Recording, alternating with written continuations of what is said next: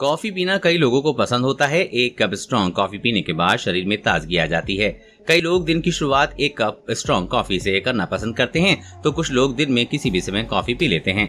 Indian समेत दुनिया भर में कॉफी की काफी अच्छी डिमांड है। कुछ रिपोर्ट के मुताबिक आने वाले सालों में पूरी एशिया में कॉफी की मांग बढ़ने का अनुमान है। कॉफी की बढ़ती लोकप्रियता को देखते हुए कुछ समय पहले 3 रिसर्च की गई थी।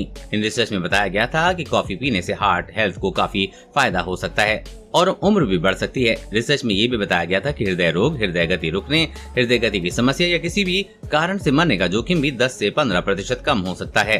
लेकिन इसके लिए कितने कप कॉफी पीने की सलाह दी गई है, ये भी जान लीजिए। 5 लाख लोगों के डेटाबेस पर निकाला रिसर्च। इस स्टडी में जो निष्कर्ष निकाले गए हैं वो अमेरिकन कॉलेज ऑफ कार्डियोलॉजी के 71वें एनुअल साइंस सेशन में प्रेजेंट किए गए थे। इस स्टडी में ऑस्ट्रेलिया के मेलबर्न में बेकर हार्ट इंस्टीट्यूट में एरिथमिया के प्रोफेसर और रिसर्च के हेड राइटर डॉक्टर पीटर क्रिस्टर और उनकी टीम ने यूके बायोबैंक के डेटा का उपयोग किया, जो कि एक बड़ा डेटाबेस है। इसमें 5 लाख से अधिक लोगों की हेल्थ इंफॉर्मेशन है। डॉक्टर पीटर के मुताबिक काफी हार्ट रेट को बढ़ा सकती है और कुछ लोगों को चिंता है इसे पीने से दिल की कुछ समस्याएं हो सकती हैं। लेकिन हमारा डेटा बताता है कि हृदय रोग वाले मरीजों और नॉर्मल लोगों के लिए कॉफी हेल्दी डाइट का हिस्सा होना चाहिए। हमने रिसर्च में पाया है कि कॉफी पीने से कोई नुकसान नहीं हुआ है, बल्कि इसके सेवन से हार्ट हेल्थ में फायदा हुआ है। इतने कप पी सकते हैं कॉफी। हांगकांग के मटियाल्डा इंटरनेशनल हॉस्पिटल की डाइटिशियन करेन चोंग का कहना है कि कॉफी लवर्स को रिसर्च के निष्कर्ष जानने के बाद उसे अधिक मात्रा में नहीं लेना चाहिए।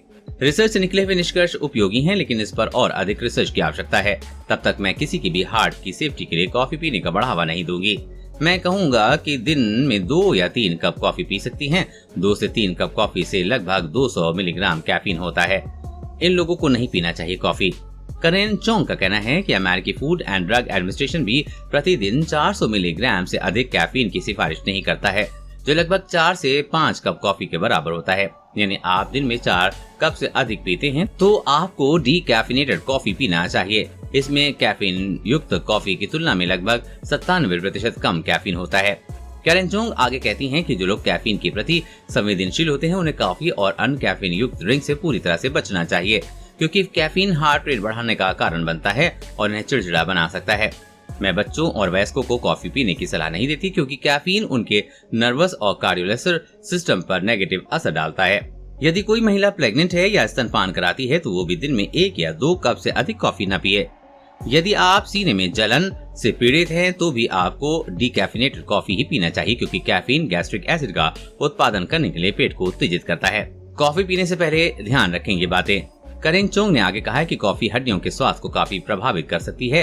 कुछ रिसर्च में बताया गया है कि कॉफी के अधिक सेवन से शरीर में कैल्शियम की मात्रा कम होने लगती है। कॉफी बीन्स में एंटीऑक्सीडेंट और फ्लेवोनॉइड काफी अधिक मात्रा में पाए जाते हैं। प्राकृतिक रूप से पाए जाने वाले यौगिक जो हमारी कोशिकाओं को ब्रेक करने और बीमारियों के जोखिम को कम करने में मदद करता है। 2 सबसे आम प्रकार की कॉफी बीन पाई जाती हैं, जो हैं रोबास्टा और अरेबिका। करेन चोंग के मुताबिक रोबास्टा बीन्स में अरेबिका बीन्स की तुलना में अधिक एंटीऑक्सीडेंट पाए जाते हैं, लेकिन इसमें कैफीन की मात्रा दोगुनी होती है।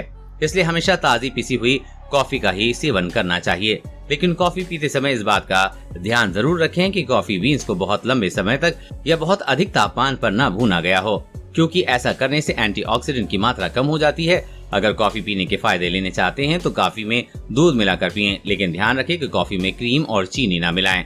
देश और दुनिया की हर अपडेट पाने के लिए चैनल को सब्सक्राइब करें।